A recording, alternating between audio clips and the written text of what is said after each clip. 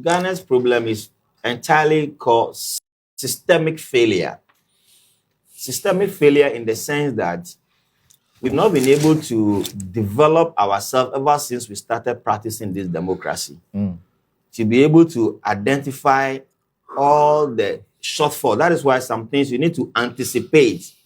You need to envisage that obviously, yes, people will find any means to siphon the state resources. And the state resource is like a funnel.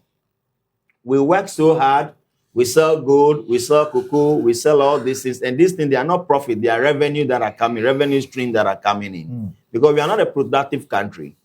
What is the percentage of growth in terms of industries? Industry is growing at 0.001%. Industries are not growing.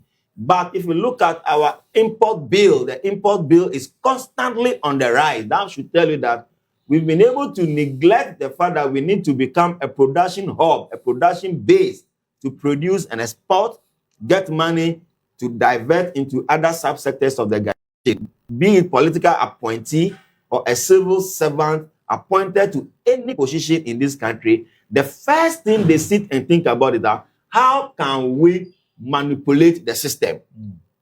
How can we be able to outsmart the system? How can we be able to get something from the system? That's what we think about constantly. That is why I always ask, you are a journalist, mention to me one subsector of the Ghanaian economy. The telecommunications space, we are not there.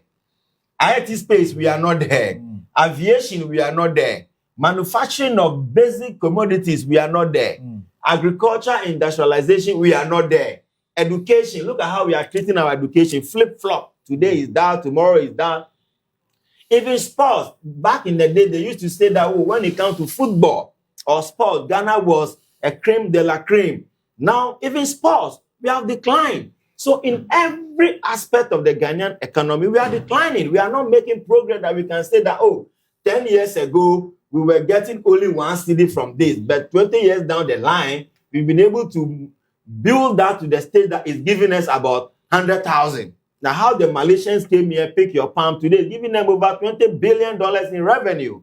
So you see, until we find a way of finding a severe means of punishing people who are involved in corruption, we are not scaring them enough.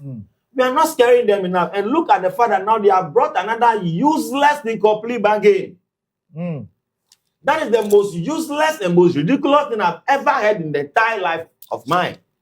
That I've stolen. So why those who are stealing somebody's plantain, you don't give them that same opportunity for plea bargain?